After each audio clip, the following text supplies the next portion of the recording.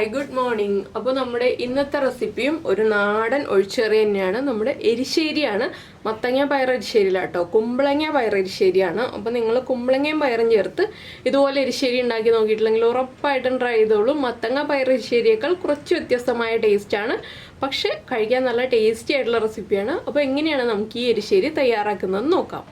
നമുക്ക് നമ്മുടെ ഇൻഗ്രീഡിയൻസ് നോക്കാം. നമ്മളിപ്പോൾ 1/2 കപ്പ് വൻപയർ വെള്ളത്തിൽ സോക്ക് ചെയ്ത് വെച്ചിട്ടുണ്ട്. 1.5 മണിക്കൂർ സോക്ക് ചെയ്തതാണിത്. പിന്നെ 1/4 കിലോ കുമ്പളങ്ങ കട്ട് ചെയ്ത് വെച്ചിട്ടുണ്ട്. പച്ചമുളക് 3 എടുത്തിട്ടുണ്ട്. എരിവ് കുറഞ്ഞ പച്ചമുളക് ആയതുകൊണ്ടാണ് ഞാൻ 3 പച്ചമുളക് എടുത്തിട്ടുള്ളത്. ഒരു പിടി ഉള്ളി എടുത്തിട്ടുണ്ട്. ഉള്ളി തന്നെ ചേർക്കണം, സവാള ചേർത്തിട്ടുണ്ടെങ്കിൽ പെർഫെക്റ്റ് ആവില്ല.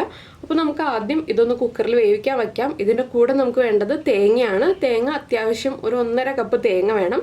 എന്താണെന്ന് വെച്ചാൽ എരിശ്ശേരിയല്ലേ, എരിശ്ശേരി ആകുമ്പോൾ തേങ്ങ ചേർത്താലേ ടേസ്റ്റ് ഉണ്ടാവുള്ളൂ. അപ്പോൾ ഞാൻ തേങ്ങ ചേർത്തിട്ടുള്ള ബാക്കിയുള്ള കാര്യങ്ങൾ പുറകെ കാണിക്കാം. ആദ്യം നമുക്കിത് കുക്ക് ചെയ്യാൻ വയ്ക്കാം. എല്ലാം ഒരുമിച്ച് തന്നെയാണ് നമ്മൾ കുക്ക് ചെയ്യാൻ വയ്ക്കുന്നത്. അപ്പോൾ ആദ്യം നമുക്ക് കുക്കറിലേക്ക് നമ്മൾ കട്ട് ചെയ്ത് വെച്ചിരിക്കുന്ന കുമ്പളങ്ങ ചേർക്കാം. കുമ്പളങ്ങയുടെ തൊലിയൊക്കെ മാറ്റി ആ സീഡ്സൊക്കെ മാറ്റി ചെറിയ പീസുകളായിട്ട് കട്ട് ചെയ്തെടുക്കുക. ഇതിലേക്ക് ഞാനിപ്പോൾ 3 പച്ചമുളകും ചേർക്കുന്നുണ്ട്. 1, 2 ഇതുപോലെ ഒടിച്ചിട്ട് ചേർക്കുന്നുണ്ട്. സ്പ്ലിറ്റ് ചെയ്തിട്ട് വേണമെന്നുണ്ടെങ്കിൽ സ്പ്ലിറ്റ് ചെയ്തിട്ട് ചേർക്കാം. പിന്നെ ഒരു 4-5 ഉള്ളി ചേർക്കുന്നുണ്ട്. പിന്നെ നമ്മുടെ പയർ, വൻപയർ തന്നെ എടുക്കണം. പയർ സോക്ക് ചെയ്തതും ആവശ്യത്തിന് വെള്ളം. ഇത് പോരാ, 1 കപ്പ് വെള്ളം ഒഴിച്ചിട്ടുണ്ട്. അത് പോരാ, ഒരു 1.5 കപ്പ് വെള്ളം ഒഴിച്ചു കൊടുക്കാം. നമുക്ക് പയറൊക്കെ കുക്കായി വരേണ്ടതല്ലേ. ഇതിലേക്ക് പയറിനും കുമ്പളങ്ങയ്ക്കും ഒക്കെ ആവശ്യമായ ഉപ്പ്, 1/2 ടീസ്പൂൺ മഞ്ഞൾപ്പൊടി, പച്ചമുളക് ചേർത്തിട്ടുണ്ടെങ്കിലും ഒരു 1/4 ടീസ്പൂൺ എരിവുള്ള മുളക് പൊടി. 1/4 ടീസ്പൂൺ മതി കേട്ടോ, ഒരുപാട് വേണ്ട. ഇനി നമ്മളൊന്ന് ഇളക്കി മിക്സ് ചെയ്യുക. വെള്ളം കുറവായിട്ട് തോന്നുകയാണെങ്കിൽ വെള്ളം ചേർത്ത് കൊടുക്കാം. ഇനി നമുക്ക് കുക്കർ അടച്ചിട്ട് നമ്മുടെ പയറിന് എത്ര വിസിൽ വരണോ കുക്കാവാൻ അത്രയും വിസിൽ വരുന്നത് വരെ വെയിറ്റ് ചെയ്യുക. ഞാനിപ്പോൾ ഒരു 4 വിസിൽ വരുന്നത് വരെയാണ് വെയിറ്റ് ചെയ്യാൻ പോകുന്നത്. 4 വിസിൽ വന്നാലേ ഈ പയർ കുക്കായി വരുള്ളൂ. ഇത്രയും സമയം സോക്ക് ചെയ്തിട്ടും കുക്കായി വരുള്ളൂ. അപ്പോൾ 4 വിസിൽ വരട്ടെ. അതിനുശേഷം നമുക്ക് അരപ്പൊക്കെ റെഡിയാക്കി എടുക്കാം. നമുക്കിനി നമ്മുടെ അരപ്പിൻ്റെ കാര്യങ്ങൾ നോക്കാം. അരപ്പിനായിട്ട് ഞാനിപ്പോൾ ഒരു 3/4 കപ്പ് തേങ്ങ ചിരവിയത് മിക്സിയുടെ ജാറിലേക്ക് ചേർക്കുകയാണ്. ഒരുപാട് അരപ്പ് വേണ്ട. ഇതിലേക്ക് ഒരു 1/4 ടീസ്പൂൺ നമ്മുടെ നല്ല ജീരകം, നമ്മൾ തോരനൊക്കെ അരയ്ക്കുന്ന ജീരകം, ക്യുമിൻ സീഡ്സ്, ഇത് രണ്ടും ചേർത്ത് തരിതരിപ്പായിട്ട് അരച്ചെടുക്കുക. നന്നായിട്ട് അരയേണ്ട ആവശ്യമില്ല, ഫൈൻ പേസ്റ്റ് ആവേണ്ട, ചെറിയ തരികളോടുകൂടി അരച്ചെടുക്കുക. നമ്മൾ എല്ലാ എരിശ്ശേരിക്കും ഇതുപോലെയാണ് അരച്ചെടുക്കാറുള്ളത്. അപ്പോൾ അതുപോലെ തന്നെ അരച്ചെടുക്കുക. അപ്പോൾ നമ്മൾ നമ്മുടെ തേങ്ങ ഇതുപോലെ ഒന്ന് തരിതരിപ്പായിട്ട് അരച്ചെടുത്തിട്ടുണ്ട്. ഒരുപാട് വെള്ളമൊന്നും ചേർത്തിട്ടില്ല. വെള്ളം കൂടുതൽ വേണമെങ്കിൽ ചേർക്കാം. ഞാനപ്പോൾ അധികം ലൂസ് ആകാത്ത രീതിയിൽ, കുറുകിയ രീതിയിലുള്ളൊരു എരിശ്ശേരി ആയിട്ടാണ് ചെയ്യുന്നത്. ഇനി നമുക്കിത് മാറ്റി വയ്ക്കാം. ഇനി നമ്മുടെ കുക്കറിൻ്റെ പ്രഷർ കംപ്ലീറ്റ് പോയി കഴിയുമ്പോൾ നമുക്ക് തുറക്കാം. അപ്പോൾ നമ്മുടെ കുക്കറിൻ്റെ കംപ്ലീറ്റ് പ്രഷർ പോയി കഴിഞ്ഞിട്ട് ഞാനൊന്ന് തുറന്നിട്ടുണ്ട്. കുമ്പളങ്ങയും പയറും എല്ലാം നന്നായിട്ട് കുക്കായി വന്നിട്ടുണ്ട്. ഇനി നമുക്കിതിലേക്ക് നമ്മുടെ അരപ്പ് ചേർത്ത് കൊടുക്കാം. അരപ്പിൻ്റെ കൂടെ തന്നെ ഒരു 1/4 കപ്പ് മുതൽ 1/2 കപ്പ് വരെ വെള്ളം ചേർത്ത് കൊടുക്കാം. കൂടുതൽ വെള്ളം വേണ്ട. ഇനി നന്നായിട്ടൊന്ന് ഇളക്കി മിക്സ് ചെയ്യുക. അരപ്പിൽ നിന്ന് ഒന്ന് ആവി വന്ന് ഒന്ന് ചൂടായി വന്നു കഴിയുമ്പോൾ നമുക്കിതിലേക്ക് വറവിടാനുള്ള കാര്യങ്ങൾ നോക്കാം. നമ്മൾ ഉള്ളിയൊക്കെ കട്ട് ചെയ്ത് വെച്ചിട്ടുണ്ട്. നമ്മൾ ഇതിൽ ചേർത്തിരുന്ന ഉള്ളി നന്നായിട്ട് കുക്കായി അതിലേക്ക് ചേർന്നുണ്ട് കേട്ടോ, നന്നായിട്ട് ഉടഞ്ഞു ചേർന്നുണ്ട്. ഇനിയിപ്പോൾ കറിയിൽ നിന്ന് നന്നായിട്ട് ആവി വരട്ടെ, ആ തേങ്ങയുടെ റോ ടേസ്റ്റൊക്കെ ഒന്ന് മാറി വരട്ടെ. ഇപ്പോൾ ഉപ്പ് ചെക്ക് ചെയ്യുക. ഉപ്പ് കുറവാണെങ്കിൽ ഉപ്പ് ചേർത്ത് കൊടുക്കാം. ഇല്ലെങ്കിൽ നമ്മൾ തേങ്ങ വറുക്കുമ്പോൾ തേങ്ങയുടെ കൂടെ ചേർത്ത് കൊടുക്കാം. എപ്പോൾ വേണമെങ്കിലും ഉപ്പ് ചേർത്ത് കൊടുക്കാവുന്നതേ ഉള്ളൂ. എരിവ് കുറവാണെങ്കിൽ ഇനി തേങ്ങയിൽ കുരുമുളക് പൊടി ചേർത്ത് കൊടുക്കാം നമുക്ക്. ഇപ്പോൾ 3 പച്ചമുളക് ചേർത്ത് വേവിച്ചതുകൊണ്ട് തന്നെ അത്യാവശ്യം എരിവുണ്ടാവും. ഒരു 2 മിനിറ്റ് ഒന്ന് ഇതുപോലെ ഇളക്കി കൊടുത്തുകൊണ്ടിരിക്കുക. അപ്പോൾ നന്നായിട്ട് ആവി വന്നോളും കുക്കറിൽ നിന്ന്. കൈ എടുക്കാതെ ഇളക്കണം കേട്ടോ, കൈ എടുത്തിട്ടുണ്ടെങ്കിൽ തിളച്ച് പോവും. ആ ജീരകത്തിൻ്റെ റോ ടേസ്റ്റൊക്കെ ഒന്ന് മാറി വരുന്നത് വരെ ഒന്ന് ഇളക്കി കൊടുക്കുക.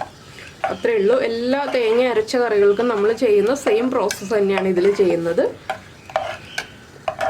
അപ്പോൾ നിങ്ങൾ കുമ്പളങ്ങ ചേർത്തിട്ട് ഇതുപോലെ എരിശ്ശേരി ഉണ്ടാക്കിയിട്ടില്ലെങ്കിൽ ഉറപ്പായിട്ടൊന്ന് ട്രൈ ചെയ്ത് നോക്കിക്കോളൂ.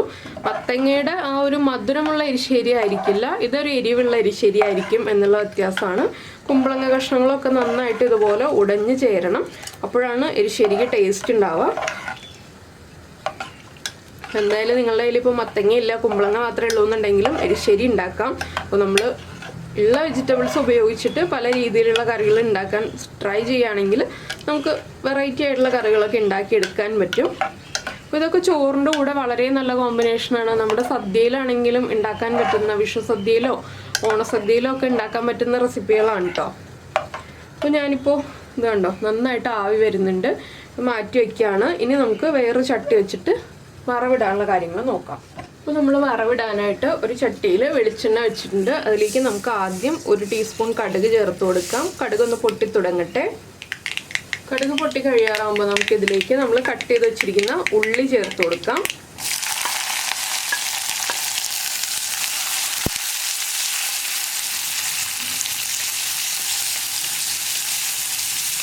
ഉള്ളിയുടെ കൂടെ തന്നെ ഞാനൊരു 3 വറ്റൽമുളകും കൂടി ചേർക്കുന്നുണ്ട്.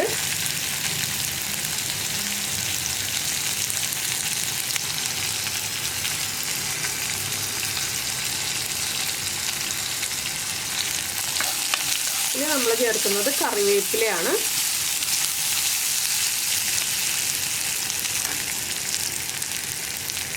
ഒരു 2 തണ്ട് കറിവേപ്പില.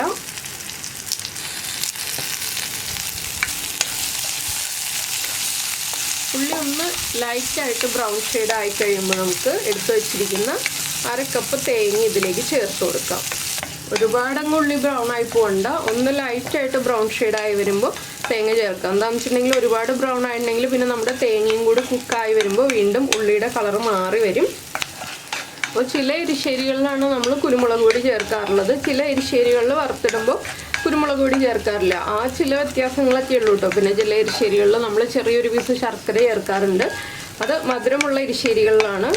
ഇതിലേക്ക് നമ്മളിപ്പോൾ ശർക്കരയൊന്നും ചേർക്കേണ്ട ആവശ്യമില്ല.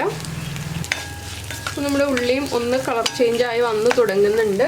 നമുക്കിതിലേക്ക് എടുത്തു വെച്ചിരിക്കുന്ന തേങ്ങ ചിരവിയത് ചേർക്കാം. ഇനി തേങ്ങയും കൂടി കളർ മാറി വരുന്നത് വരെ നമ്മൾ ഇളക്കി വറുത്തെടുത്തുകൊണ്ടിരിക്കുക. അതേ ഉള്ളൂ. ഇതിലേക്ക് വേറെ ഇപ്പോൾ ഒന്നും ചേർക്കാനില്ല. നമ്മുടെ എരിശ്ശേരിയുടെ ഉപ്പ് നോക്കിയിട്ട് ആവശ്യമാണെങ്കിൽ മാത്രം തേങ്ങയ്ക്ക് ആവശ്യമായ ഉപ്പ് ചേർത്ത് കൊടുക്കണം, അത്രയേ ഉള്ളൂ. അപ്പോൾ ഞാനിതിൻ്റെ കളർ മാറുന്നത് വരെ ഒന്ന് ഇളക്കിക്കൊണ്ടിരിക്കട്ടെ. അപ്പോൾ നമ്മുടെ തേങ്ങയൊക്കെ നന്നായിട്ട് വറുത്ത് വന്നിട്ടുണ്ട്. നമുക്കിത് ഫ്ലെയിം ഓഫ് ചെയ്തിട്ട് നമ്മുടെ കറിയിലേക്ക് ചേർത്ത് കൊടുക്കാം. അപ്പോൾ ഞാൻ എരിശ്ശേരിയിലേക്ക് നമ്മൾ വറുത്ത് വെച്ച തേങ്ങയൊക്കെ ചേർത്ത് കൊടുക്കുകയാണ്. ഇത് ചേർത്ത് കൊടുത്തിട്ട് നന്നായിട്ടൊന്ന് ഇളക്കി മിക്സ് ചെയ്തിട്ട് അടച്ചു വയ്ക്കുക കേട്ടോ. എന്താണെന്ന് വെച്ചിട്ടുണ്ടെങ്കിൽ നമ്മുടെ എരിശ്ശേരിയിലേക്ക് ആ വറവിൻ്റെ ടേസ്റ്റൊക്കെ നന്നായി പിടിച്ചു വരാനാണ് നമ്മൾ ഇതുപോലെ ചെയ്യുന്നത്. അപ്പോൾ നിങ്ങളെല്ലാവരും ഈ ഒരു റെസിപ്പി ഉണ്ടാക്കി നോക്കും എന്ന് വിചാരിക്കുന്നു. ഉണ്ടാക്കി നോക്കിയിട്ട് ഇഷ്ടമായി കഴിഞ്ഞാൽ നമ്മുടെ വീഡിയോയുടെ താഴെ നിന്ന് കമൻറ്റ് ചെയ്യാൻ മറക്കരുത്.